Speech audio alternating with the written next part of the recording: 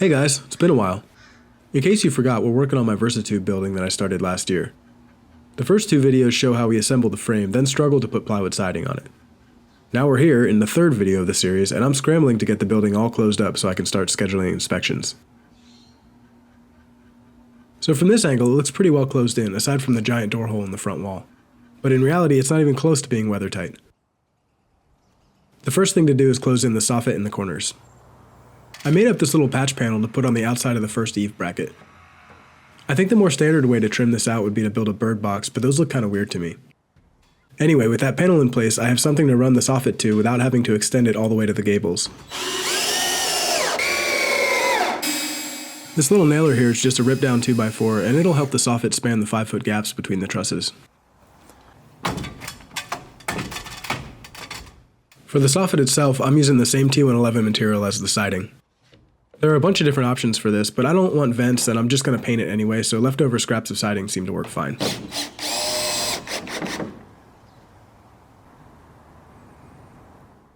Once the eave sides are done, I can attach the nailers for the part under the gables and then put some more T111 on it.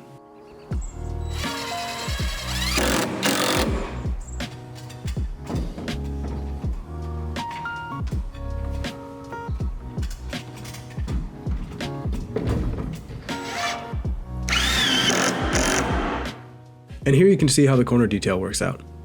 It looks kind of weird like this, but once it's painted and finished, it'll kind of just disappear instead of having a big bird box thing hanging off the corner. Also, after saying bird box a few times, I think the main reason I don't like them is the name.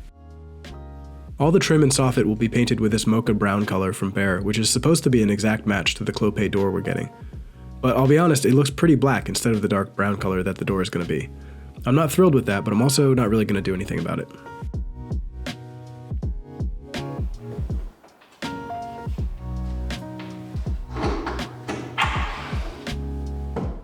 Before the paint could even dry, I got an email saying my windows were ready to pick up. If you recall, we framed out 3 2x3 foot window openings on the same wall as the walk door. I would have loved to make these bigger, but even these little guys were over $900, and we're trying to stick to a budget here. That said, the most common question I get is how much this all costs. To be honest, I don't know exactly. I had planned on breaking it all down in one of these videos, but then I somehow lost all the purchase history on my Home Depot app, and that's more or less how I was keeping track of most of it. Maybe after it's all completely done, I'll make more of an effort to tally it all up, but a safe estimate for now is about $35,000. That's for the site prep, concrete, frame kit from VersaTube, siding, roofing material, garage door, and electrical materials. Sorry I don't have more of an itemized breakdown, but being good with money has never really been my thing.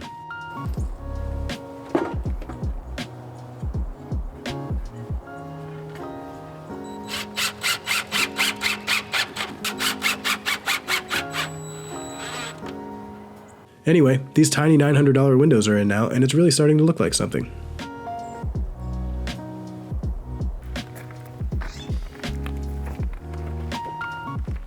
To seal up the corners, I'm using some flashing tape underneath cedar 1x4s. The tape gets applied like this, and then pressed down with a roller to make it adhere to the not perfectly smooth T111. Then it's just a matter of cutting the 1x4 to fit and screwing them on with trim screws.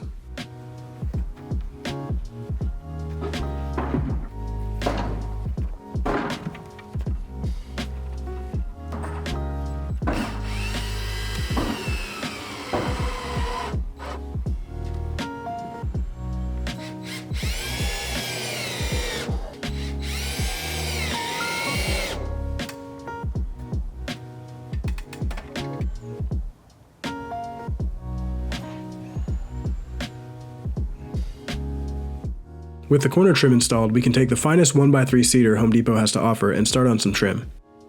The first piece goes up against the soffit to seal that gap, and the second one is going to cover up the Z-flashing. I have a feeling you're not really supposed to cover this up, but I'm spending way too much time on this shop to have silver horizontal lines all over it.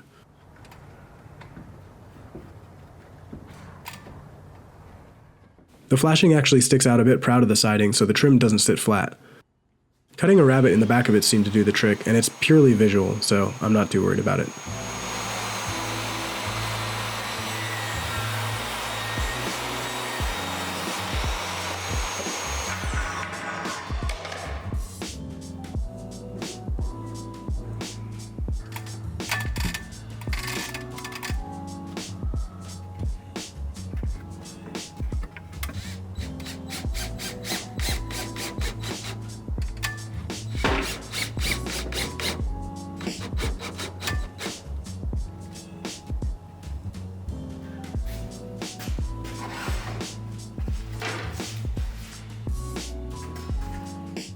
So here we're working on the vertical battens.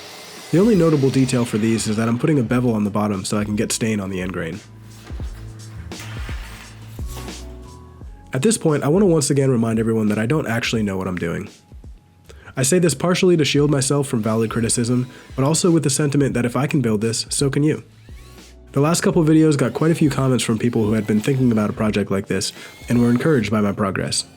And really, besides the dozens of dollars I'm making, that's why I make these videos. With any project or creative endeavor, feedback is a crucial step, and I get to have hundreds of you guys tell me things like, "This music sucks," or "You can just flip the Sawzall blade upside down and not have to dig a hole in your yard, you dummy." Isn't the internet great? After a few really nice days, I was reminded that it is still winter in the Northwest. I think my single biggest regret with this shop build is not starting it during the dry season. My other biggest regret is that right about now, I'm supposed to ask you to like, share, and subscribe to help the algorithm, or something like that. So, yeah, do that. Thanks.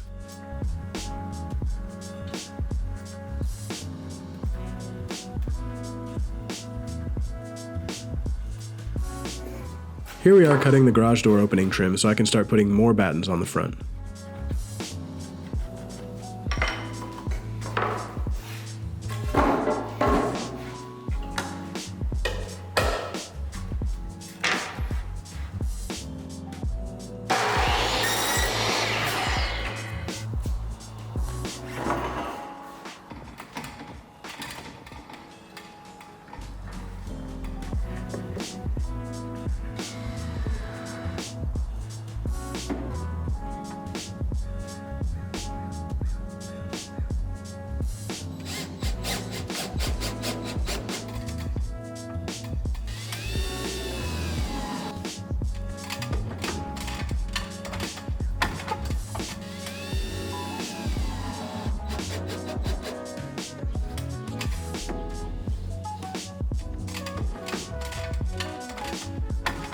Luckily, I only had to do one of these before a much anticipated delivery showed up.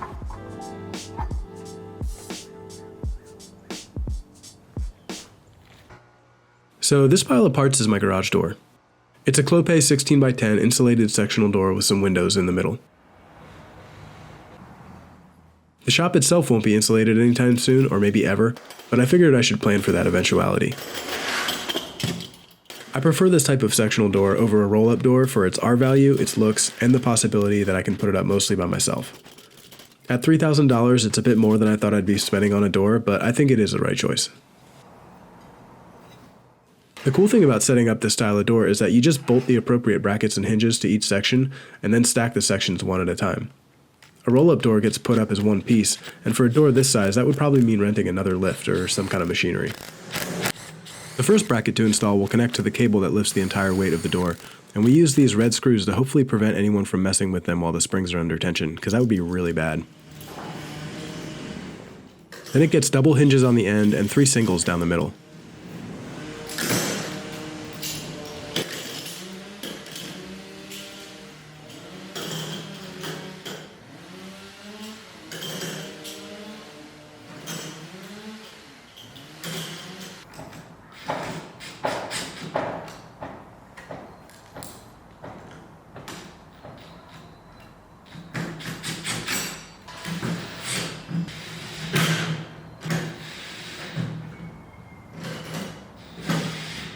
Every other section gets one of these T-shaped reinforcement bars, which line up with the pre-drilled holes in the hinges, or at least they're supposed to.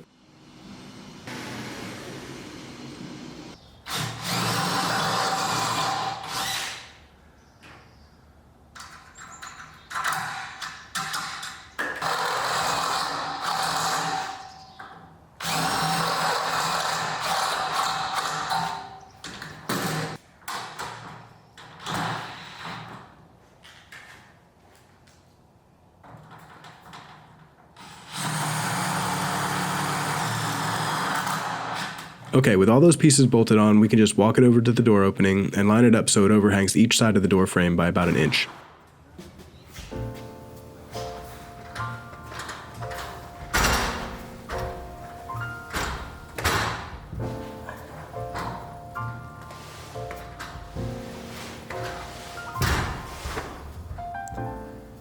Apparently the concrete guys did good work because the bottom of the door section is level without needing any shims. So now we can bolt the vertical tracks directly to the steel door frame.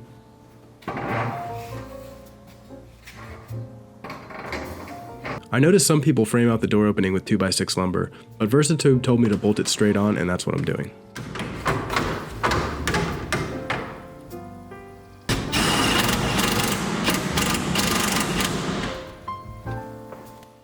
With the bottom section level and the vertical tracks plumb, the second section stacks on easily enough.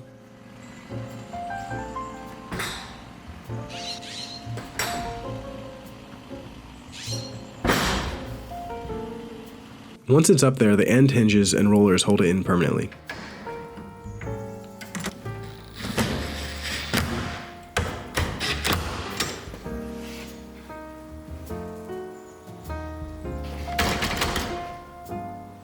And from here it's just a matter of repeating the process, only each section gets progressively more sketchy.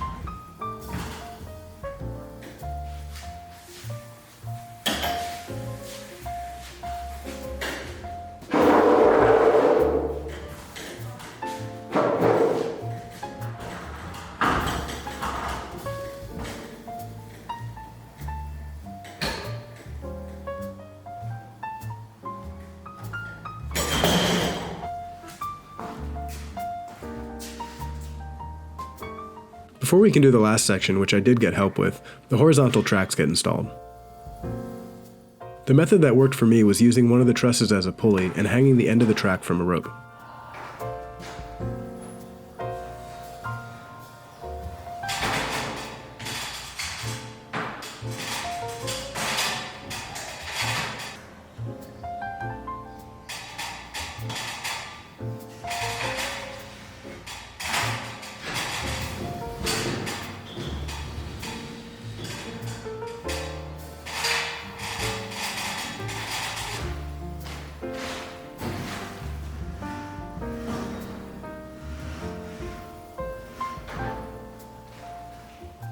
That way I could pretty much pull it into place while bolting it together along with this bracket at the door end.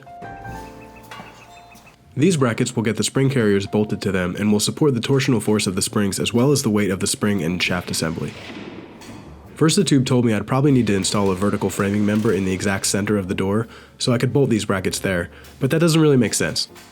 The door instructions say that the two brackets need to be at least 6 inches apart but give no maximum distance. The way I'm doing it, they're about 5 feet apart on the existing framing members. If you can think of a reason not to do it this way, let me know, but I'm pretty sure it'll be good.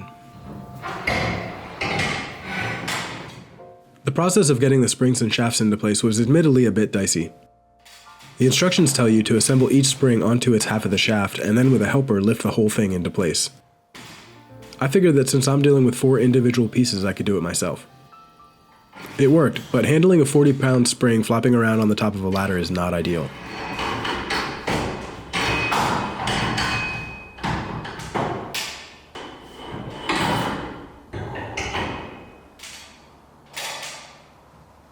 Regardless, I got it done, bolted the spring to its bracket, and can now bring the cable up from the bottom of the door to the pulley on the shaft.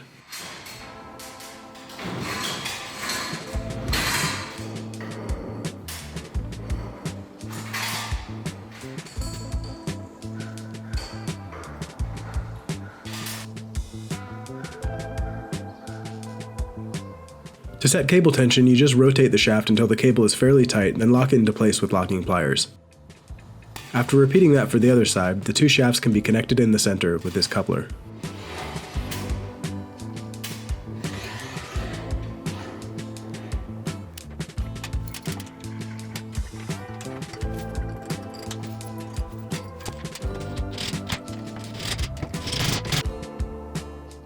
And now, with the cable tension equal on both sides, two shafts joined together, and the tracks permanently secured to the trusses, we can finally start winding the springs.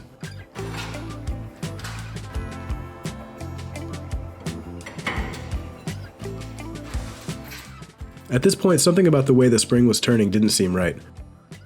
And after blankly staring into space for a few minutes, I realized that I had them on the wrong sides. Devastating.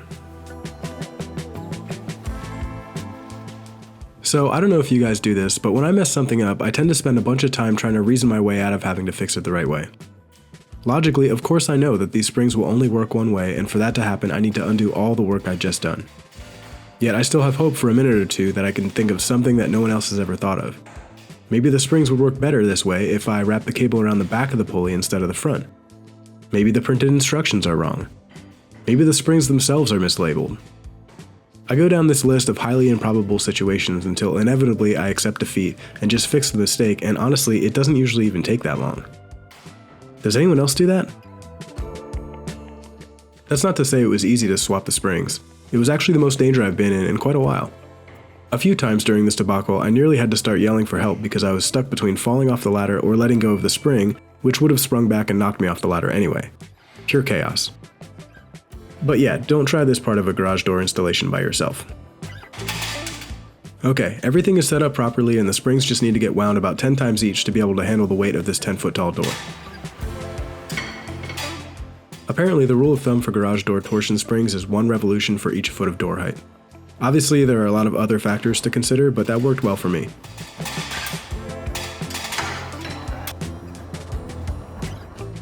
And now the shop has a functioning garage door.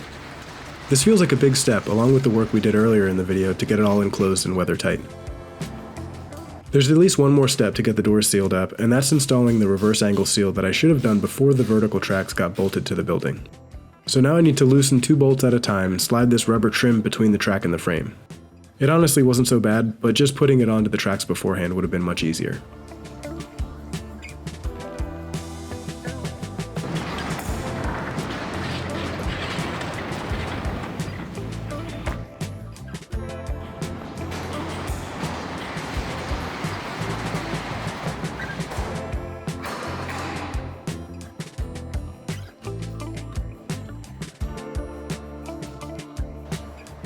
Back on the outside, you can see I got the rest of the exterior trim and battens on, and it's more or less done until we can stain it this summer. I'm really pleased with how it's coming out. In the next video, which should be done pretty soon, we'll do all the electrical work. Don't forget to subscribe if you want to see this thing through to the end. Thanks for watching.